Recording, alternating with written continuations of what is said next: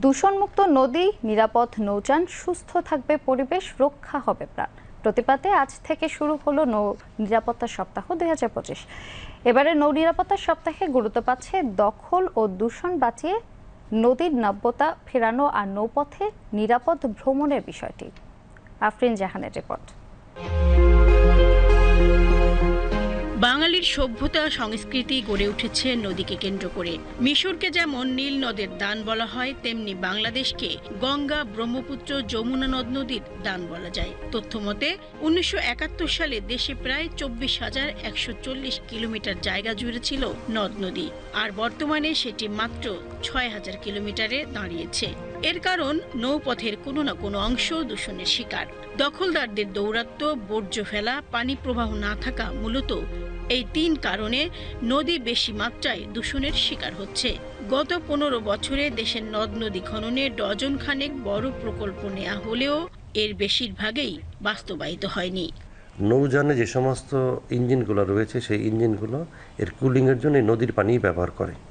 এই নদীর পানি নৌযানে যে যাত্রীরা ব্যবহার করে, তো নদীর পানি যদি দূষণমুক্ত না হয় তাহলে এটা সামগ্রিকভাবে যাত্রী এবং আমাদের ইঞ্জিনকেও এফেক্ট করে। যেখানে আমাদের নৌ পরিবহন অধিদপ্তর একটু দায়িত্ব আমাদেরও রয়েছে, যাতে নৌযানের যেই ডিজাইন সংক্রান্ত অন্যান্য বিষয়ে পরিবর্তন নিয়ে আসা, সেই লক্ষ্যে আমরা কাজ করছি। দেশের অর্থনীতিতে সরাসরি জড়িত এমন অবৈধ নৌযানের সংখ্যা বর্তমানে 20,000। যদিও 2023 সালে নৌ পরিবহন অধিদপ্তর 85,000 অবৈধ নৌযানের কথা বলেছিল। নিয়ম অনুযায়ী নৌযানগুলোর নিবন্ধন নেওয়ার পাশাপাশি প্রতি বছর ফিটনেস সনদ হালনাগাদ করতে হয়। এই সনদ দিতে নৌযানের মাস্টার ড্রাইভারের সনদ, জীবন রক্ষাকারী সরঞ্জাম ও অন্যান্য আনুষঙ্গিক বিষয়সহ 51টি বিষয়ে দেখভাল করেন নৌ পরিবহন অধিদপ্তরের সার্ভেয়াররা, যাদের বিরুদ্ধে যথাযথভাবে না দেখার বিস্তর অভিযোগ রয়েছে। আমাদের যে পরিমাণে নৌযান রয়েছে অভ্যন্তরীণ নদীপথে, আমাদের সার্ভেয়ার সংখ্যা খুবই কম।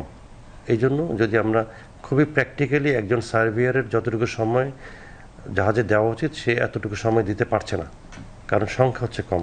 তো আমরা এই সংখ্যা বৃদ্ধির জন্য আমাদের প্রচেষ্টা অব্যাহত রেখেছি। সামনে আমাদের যে নিয়োগ বিধিটা যদি অনুমোদন হয়ে যায়, তাহলে সেক্ষেত্রে আমরা নতুন করে সার্ভে নিতে পারবো। সেক্ষেত্রে আমাদের এই যে ইন্ডিভিজুয়াল জাহাজে অনেক বেশি সময় দেওয়া সম্ভবপর হবে। বিশেষজ্ঞরা বলছেন, দেশের নদ নদীগুলোকে বাঁচাতে নদী রক্ষা আইনের কঠোর প্রয়োগ জরুরি। নদীকে দখলদার মুক্ত করে শিল্প প্রতিষ্ঠানের সহ যে কোনো বর্জ্য নদীতে না ফেলার বিষয়গুলো নিশ্চিত করতে হবে। এছাড়া জনসচেতনতা বৃদ্ধির মাধ্যমে নদীর দূষণ রোধে সরকার ও সংশ্লিষ্টদের যথাযথ উদ্যোগ নিলেই এবারে নৌ নিরাপত্তা সপ্তাহের প্রতিপাদ্যটি সার্থক হবে। আফরিন জাহান, বিটিভি নিউজ, ঢাকা।